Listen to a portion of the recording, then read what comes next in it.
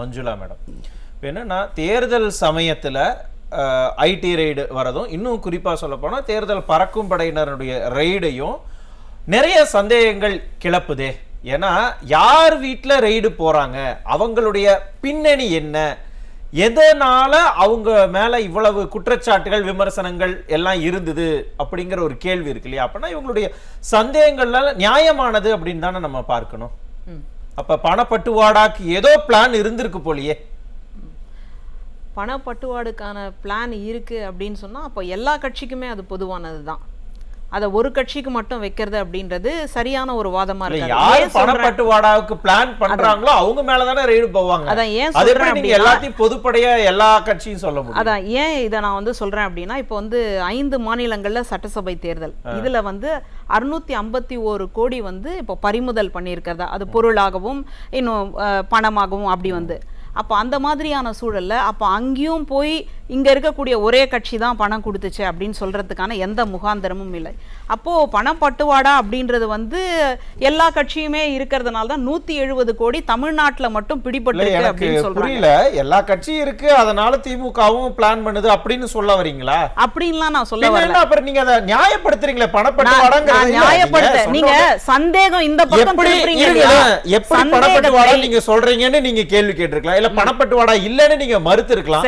அத சொல்லாம மற்ற மாநிலங்களை பாருங்க, அங்க பிடிச்சிருக்காங்க இங்க பிடிச்சிருக்காங்க, நிறைய பேர் கிட்ட அவங்க கிட்ட எவிடன்ஸ் எதுவும் இல்ல அப்படிங்கிற பட்சத்துல கூட அவங்க அதை பறிமுதல் பண்ணுவாங்க. நீங்க உங்களுடைய விஷயங்களை கொண்டு போய் அங்க கொடுக்கும் பொழுது அதை பார்த்துட்டு ஓகே இந்தாங்க அப்படின்னு உங்களுடைய காசை ரிட்டர்ன் பண்ணிடுவாங்க. அதுதான் ஃப்ளையிங் ஸ்குவாடோட வேலை. இப்போ நீங்க என்ன சொன்னீங்கன்னா, இது சந்தேகத்தை கிளப்புதா அப்படின்னு கேட்டதுனால நான் இதை சந்தேகத்தை முன்வைக்கிறாங்க. ஏன்னா ஜாஃபர் சாதிக் யாரு, அவருக்கு மேல என்ன கேஸ் இருந்தது, ஈடியினுடைய விசாரணை என்ன கோணத்துல இருந்தது, எத்தனாயிரம் கோடிக்கு மேல அங்க டிரான்சாக்சன் நடந்தது, இதெல்லாம் ஒரு பக்கம் இருந்தது. திமுகவுல அவர் இருந்திருக்கிறாரு, அதுக்கப்புறமா வெளியில அனுப்பிச்சிட்டாங்க. இப்ப தேர்தல் சமயத்துல அங்க போய் ஐடி ரைடு பண்ண வேண்டிய அவசியம் என்ன, ஏதோ இருக்கு அப்படிங்கிறாங்க. அது ஒரு ரகசிய ஒரு தகவலா வந்திருக்கு அப்படின்றதுனால தான் இப்போ விசாரணைக்கு ரெய்டு போயிருக்கு அப்படின்னு தான் சொல்லப்படுது. அங்க இது வரைக்கும் என்ன எடுத்தாங்க, என்ன கைப்பற்றப்பட்டது, என்னெல்லாம் இருந்தது அப்படின்றது இன்னும் நமக்கு வெட்ட வெளிச்சத்துக்கு வரவில்லை. அது விசாரணையினுடைய முடிவுல தான் வரும். அதுதான் புரோட்டோகால், இல்ல நமக்கு மாற்று கருத்து இல்லை. இப்போ இந்த சூழல்ல ஏற்கனவே தமிழ்நாட்டுல 170 கோடி பிடிச்சிருக்காங்க. எங்க பிடிச்சிருக்காங்க, யாரை பிடிச்சிருக்காங்கலாம் சொல்லல. ஆனா 170 கோடி அப்படின்றது பணமாகவோ அல்லது இதுவாகவோ அந்த ஒரு விஷயத்தை இல்ல நம்ம வேறுபடுத்தி பார்க்கணும். நீங்க 170 கோடிங்கிறது ஒட்டுமொத்தமா அரசியல் கட்சிகள் கிட்ட இருந்து பிடிக்கல. அவங்க அப்பப்ப அவங்க 50,000 ரூபாய்க்கு மேல யாரு, இப்ப நீங்களே 50,000 ரூபாய்க்கு மேல எடுத்துட்டு போயிருந்தீங்க, சரியான ஆவணம் இல்லாதப்ப ஆவணம் இருக்கணும். இல்ல நீங்க கேஷா வச்சு ஒரு 70,000 எடுத்துட்டு போறீங்கன்னு, இப்ப நீங்க ஸ்டுடியோ விட்டு வெளியில போகும்போது 70,000 எடுத்துட்டு போறீங்க, கண்டிப்பா அதை பறிமுதல் பண்ணிடுவாங்க. நீங்க அதனால அதையே வச்சு இதோ நான் நகை வாங்க போறேன், பேங்க்ல இருந்து எடுத்து வந்தேன்னு சொன்னீங்கன்னா அதை ரிட்டர்ன் பண்ணிடுவாங்க. அதையும் பணப்பட்டுவாடாவையும் நீங்க எப்படி கனெக்ட் பண்ணலாம்? இல்ல நான் கனெக்டே பண்ணல. அதனால இதுக்கு எப்படி நீங்க இப்ப சொல்றீங்க இல்லையா, ஒரு ஆவணத்தை கொடுத்தோம், சரியான ஆவணத்தை கொடுத்தோம் அப்படின்னா திரும்பி வந்துருமோ, அந்த மாதிரி தான் இதையும் நான் சொல்ல வரனே தவிர இதுக்கும் அதுக்கும், அதாவது முழங்காலுக்கும் மொட்டைக்கும் முழிச்சு போடுற மாதிரியான வேலைகளை நான் செய்யவில்லை அப்படின்றதுக்காக நான் மறுபடியும் உங்களுக்கு சொல்றேன். திருப்பூர்ல திடீர்னு ஒரு கண்டெய்னர் லாரி நின்னுச்சு. அப்போ 570 கோடி அந்த கண்டெய்னர் லாரியில இருந்தது. அப்போ தமிழ்நாட்டினுடைய சட்டசபை தேர்தல் வரக்கூடிய சமயம், பிரச்சாரம் எல்லாம் போய் இருக்கு. அந்த சூழல்ல அப்படி நிற்கப்பட்ட அந்த கண்டெய்னர் லாரிக்கு கிட்டத்தட்ட 3 நாள் நினைக்கிறேன், யாருமே எந்த ஆவணமும் கொடுக்காம இது எது அப்படின்னு கூட சொல்லாம நிற்கப்பட்ட வரலாறு எல்லாத்தையும் நம்ம அது வரைக்கும் நீங்க வரலாறு பார்த்திருக்கீங்க. அதுக்கு 3 நாளுக்கு பிறகு என்ன நடந்ததுங்கறத அப்பட்டமா மறைக்கிறீங்களா இல்ல மறந்துட்டீங்களா? மறுக்கவும் இல்ல சொல்லி அவங்களே தகுந்த ஆவணங்களை கொடுத்து அவங்க அதை மீட்டுட்டு போயிட்டாங்க. 3 நாள் ஆகி இருக்கு அந்த ஆவணத்தை ரெடி பண்றதுக்கு. இல்ல ஒரு வண்டி வருது அப்படின்னு சொன்னா எங்க இருந்து 10 வருஷத்துக்கு முன்னாடி ஒண்ணு நடந்துச்சு, அது என்ன நீங்க கேக்குறீங்களே? வரலாறு முக்கியம் தான். ஒரு 2 வருடங்களுக்கு முன்னாடி அதே வரலாறு கொஞ்சம் திரும்பி பாருங்க. ஜாஃபர் சாதிக் யாரு, எங்க இருந்தாரு, அயலக அணியில எந்த கட்சியில இருந்தாரு, யார் யார் கூட எல்லாம் போட்டோ எடுத்திருக்கிறாரு பார்க்கலாமா? அப்ப அவங்களுக்கும் இவருக்கும் என்ன தொடர்பு? இந்த கேள்வி எல்லாம் வருது இல்ல? ஏன் தேர்தல் சமயத்துல அவருடைய வீட்டுல அந்த ரைடு எல்லாமே இன்னைக்கு விசாரணையில வர வேண்டும் அப்படின்றதுதான் நம்ம ஜனநாயகத்துல நம்ம வைக்கக்கூடிய ஒரு கேள்வி, வைக்கக்கூடிய ஒரு வாதம். அதனால அதையெல்லாம் வந்து மூடி மறைச்சு சொல்றீங்களே மேடம், வரங்க என்ன 10 ஆண்டு காலத்துக்கு முன்னாடி நடந்தத சொல்றீங்கல்ல, 2019 என்ன நடந்தது வேலூர்ல அவர் சொன்னார்ல, யார் வீட்ல இருந்து புடிச்சாங்க, எத்தனை காசு புடிச்சாங்க, எதற்காக வேலூர் தேர்தல் எப்படி 4 கோடி வந்தது, வேலூர் தேர்தல் ஏன் அங்க வந்து நிறுத்தப்பட்டுச்சு, இடைத்தேர்தல் அதுக்கு பிறகுதான் நடந்துச்சு, ஏன், எதற்கு காரணம், என்ன காரணம் சொல்லுங்க, யார்கிட்ட இருந்து அந்த பணத்தை பறிமுதல் பண்ணாங்க, யார் வீட்டில இருந்து அதை பறிமுதல் பண்ணாங்க, அத பத்தி பேசுங்க, அத மட்டும் பேச மாட்டேங்கிறீங்க. அதையும் பேசுங்க இதையும் பேசுங்கன்னு தான் நான் சொல்றேன். நான் எதையும் இப்போ இன்னைக்கு இருக்கிற கேள்வி என்னன்னா, தயவு செய்து பேராசிரியர் அதை புரிஞ்சுக்கணும். என்னன்னா இன்னைக்கு கேள்வி என்னன்னா, இது வந்து ரோட்ல போறவன்ட்டு பிடிக்கல, இன்னைக்கு ரெய்டு பண்ணிருக்காங்க with information, the specific information, so and so is having so much of rupees to distribute to the voters அப்படின்னு சொல்லி அவங்களுக்கு இன்ஃபர்மேஷன் வந்து போறாங்க. ஸோ ஏன் இவங்க திமுக மேலே ஏன் சந்தேகம் வருகிறது என்று சொன்னால், நீங்கள் போலீஸ்காரன்ட்ட ஒரு இடத்துல இந்த இடத்துல பிக் பாக்கெட் அடிக்குது நடந்திருக்கு அப்படின்னு சொன்னால் என்ன சொல்லுவாங்க, இந்த ஏரியாவில் பிக் பாக்கெட் அடிக்கிறவன் இவன் தான், ஸோ அவனை போய் முதல் பிடிங்கடா, அவனை பிடிச்சா தெரிஞ்சு போயிடும் அவன் எடுத்திருக்கானா என்னன்றது அப்படின்னு. அதே போலத்தான் இந்த சாதிக்கு என்பவன் திமுகவினுடைய நம்ம பெரிய பொறுப்புல இருந்திருக்கா, அதன் பிறகு அவனுக்கு பல நேரங்கள்லாம் உங்களுக்கு சாதகமாக இருந்திருக்காங்க, இன்னைக்கும் அந்த அமீர் வந்து இன்னைக்கு திமுக சாதகமாக தான் இருக்காரு. அப்படிப்பட்ட இடத்துல பண்ணும் பொழுது அந்த பணம் பட்டுவாடாக்காக தான் அப்படின்னு தான் தீர்மானிப்பாங்க. உங்க சந்தேகம் நியாயமானதானே மேடம்? அதைத்தான் நானும் சொல்ல வரேன். இப்போ அந்த சந்தேகம் நியாயமானது. இந்த பிரச்சனை இப்போ இந்த தேர்தலின் போது வரல, இதுக்கு முன்னாடி இந்த தேர்தல் இன்னைக்கு தானே மேடம் ரெய்டு நடந்திருக்கு. இதுக்கு முன்னாடியும் ரெய்டு நடந்ததா இல்லையா? இதுக்கு முன்னாடியும் விசாரணை கைது செய்யப்பட்டாரா இல்லையா? கைதுக்கு அப்புறமா அவர் வந்து பிணையில வந்தாரா இல்லையா? இது எல்லாமே நடந்துதானே இருக்கு. அதனால அப்போ அதனுடைய தொடர்ச்சியா தான் நம்ம பாக்குறோம். அப்படி ஒரு குற்றச்சாட்டு வந்ததுக்கு அப்புறமா திமுக அவரை வந்துட்டு உங்க பக்கத்துக்கே வர இது வந்து ஒரு சீக்வென்ஸ் ஆஃப் ஈவென்ட் அப்படின்னு கூட ஒரு விசாரணையில அடுத்தடுத்த கட்டம்னு கூட நான் வரேன். அதே அடிப்படையில பார்த்தா கூட தேர்தல் பறக்கும் படைக்கு அங்கு என்ன வேலை, ஏன் அவங்க போகணும், அங்க என்ன அவங்களுக்கு போக வேண்டிய அவசியம்? ஒரு ரகசிய தகவல் வந்ததாக சொல்லப்படுது, அப்படிதான் வந்து சொல்லப்பட்டிருக்கு இல்லையா? எந்த தகவலும் இல்லாமல் அவங்களால அங்க போக முடியுமா? அதற்கான ரூல்ஸ் இருக்கா? முதல்ல திடீர்னு எங்க ஐடி வந்து இட்ஸ் an individual body, அவங்க வருமான வரித்துறை சோதனை எங்க வேணாலும் நடத்தலாம். வருமான வரி ஏய்ப்பு நடந்திருக்கு அப்படின்னு அவங்க கேள்விப்பட்டாங்கன்னா நாளைக்கு உங்க வீட்லயே வந்து நடத்தலாம், என் வீட்லயே வந்து நடத்தலாம், அது அவங்களுக்கு இருக்கிற உரிமை. அதற்கு அவங்க ஒத்துழைப்பு கொடுத்துதான் ஆகணும், யாரா இருந்தாலும் as a citizen. அதுதான் நடந்துட்டு இருக்கு. ஆனா மாதிரி நடக்குது இந்த இடத்துல அதைத்தான் நீங்க மறுக்கறீங்க பாருங்க. ஆனா இங்க தேர்தல் பறக்கும் படையும் சேர்ந்து போயிருக்கிறாங்க. அப்பன்னா தேர்தலுக்கும் இங்க இருக்க ரைடுக்கும் ஏதோ ஒரு சம்பந்தம் இருக்குன்னு சந்தேகத்தை கிளப்புறாங்க. ஒரு சந்தேகம் தான் இருக்கே தவிர உண்மை அப்படின்னு இன்னும் வெளிச்சமா நீங்களும் சொல்ல முடியாது, நானும் சொல்ல முடியாது. உண்மை வந்தா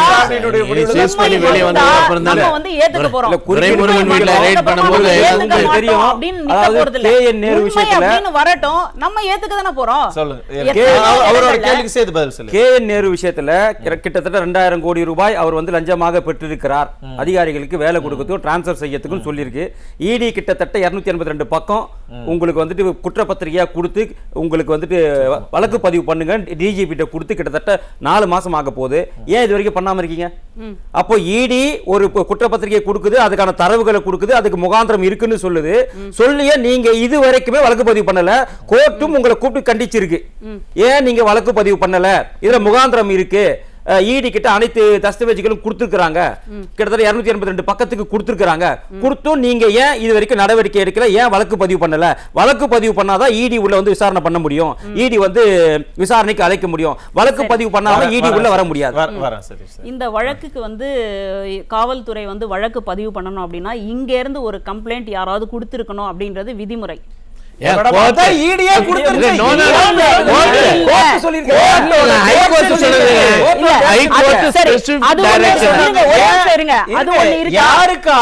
யாருக்காக இப்பவும் இந்த காவல்துறை காத்துக்கிட்டு இருக்கு கேட்டாங்களா இல்லையா? டிஜிபியை ஏன் போடல கேட்டாங்களா இல்லையா? பொறுப்பு டிஜிபி, பொறுப்பு டிஜிபி எல்லாம் போட்டாங்க. நான் எதையுமே மறுக்கலங்க, நீங்க சொல்றது எதையுமே நான் மறுக்கல. அப்போ நீதிமன்றத்தை மீறி நம்மளால செயல்பட முடியுமா? நீதிமன்றம் சொல்லுச்சு தூய்மை பணியாளர்களை வித்தின் an hour அவங்களை எல்லாம் அப்புறப்படுத்தின இதே திமுக ஏன் நீதிமன்றம் சொன்னதுக்கு பிறகும் கூட அவர் மேல எஃப்ஐஆர் பதிவு பண்ணலன்னு தான் கேக்குறாங்க. இது எல்லாம் ஏன் இந்த இடத்தை அவங்க கனெக்ட் பண்றாங்கன்னா அதையும் நான் விளக்கிறேன். KN நேரு மேல இவ்வளவு பெரிய ஊழல், அந்த 2000 கோடி ரூபாய், இங்க ஜாஃபர் சாதிக்கு மேல ஆல்ரெடி மெத்தாம்பெட்டமைன் கடத்தின அதுவும் 2000 கோடிங்கிறது வந்து ஒரே ஒரு ஈவென்ட்ல எடுத்ததுதான். அதற்கு பிறகு நிறைய விசாரணை போயிருக்கு, நிறைய யாரெல்லாம் சம்பந்தப்பட்டிருக்காங்கிற விஷயங்கள்லாம் இருக்கு. இன்னும் எத்தனை ஆயிரம் கோடின்னு தெரியல. அப்ப இந்த சமயத்துல அந்த காசெல்லாம் வெளியில வருமோ அப்படிங்கிற சந்தேகம்ங்கறாங்க. நானும் அதே தான் சொல்றேன். சந்தேகத்தின் பேர்ல தான் இந்த விசாரணை நடக்குதே தவிர இது உண்மை. ஏன்னா இப்போ விசாரணை முடிச்சதுக்கு அப்புறமா தான் மேடம் அப்ப ஏதோ சம்திங் நடந்திருக்குல்ல, ஏன் திடீர்னு சந்தேகப்படணும்? சரி, ஜாமீன்ல வந்து இத்தனை மாசமா வெளியில தானே இருக்கிறாரு, அவர் ஜாமீன் கிடைச்சு ஜாமீன்ல தானே இருக்கிறாரு, இவ்வளவு நாளா இல்லாதது விசாரணை நடத்தல. நானும் கேக்குறேன், ஏன் அப்பெல்லாம் விசாரணை நடத்தல? ஏன் இந்த நேரத்துல நடத்துறீங்க? வெளியே கொண்டு வராரு. இல்ல அப்ப வெளியே கொண்டு வர முடியலங்க. இப்ப எலெக்ஷன் டைம்ல பயன்படுத்துறாரு. எங்க கொண்டு வந்திருக்காரு சொல்லுங்க. வருவீங்கன்னு தெரியும். எங்க கொண்டு வந்திருக்காரு நீங்க சொல்லுங்க. ஏன்னா இவ்வளவு நாளா அமைதியா இருந்துட்டு ஒரு 15 நாள்ல ஒட்டுமொத்தமா 234 தொகுதியிலையும் திமுகவுக்கும் கூட்டணி கட்சிகளுக்கும் அந்த பணத்தை பகிர்ந்து கொடுத்து மக்கள் கிட்ட கொண்டு போய் லஞ்சமா கொடுக்கறதுக்கு பிளான் பண்ணிட்டீங்களோ அப்படிங்கிற சந்தேகத்தை வைக்கிறாங்க. அதனாலதான் இந்த சமயத்துல தேர்தல் பறக்கும் படையோட வந்து வருமான வரித்துறை ரெய்டு பண்ணி இருக்காங்க. ஒண்ணும் இல்ல, ஒரு கார்லயும் இத்தனையும் முதலமைச்சர் கார்லயும் எதிர்கட்சி தலைவருடைய கார்லயும் வந்துட்டு அதாவது சோதனை அப்படின்றது நடந்துட்டு தான் இருக்கு. சொல்றீங்க அவர் கூட இறங்கி போய் பக்கத்துல இருக்க டீ எல்லாம் சாப்பிட்டாரு. ஆனா அது உண்மையாலுமே சோதனையா இல்ல அது என்ன டிராமாலாம் நான் சொல்லல மேடம். அது என்ன அப்படிங்கறத பார்க்கிற மக்களுக்கே அது தெரியட்டும். அவங்களுடைய வேலை அவங்க செய்யறாங்க, ஒத்துழைப்பு அவங்களுடைய வேலை. அதாவது அவங்க இதெல்லாம் பண்ணும்போது புரிஞ்சுக்கங்க. முதலமைச்சரோட வேன்ல ரெய்டு சோதனை பண்றதுக்கும் ஐடி ரெய்டு போறதுக்கும் வித்தியாசம் இல்லையா? ரெண்டு ஒண்ணா? அப்போ இவங்களுக்கு சந்தேகம் வந்துட்டு யாரோ ஒரு இப்படி வந்து ஒரு இது கொடுத்திருக்காங்க. இப்போ ஒண்ணும் வேண்டாம் மேடம்,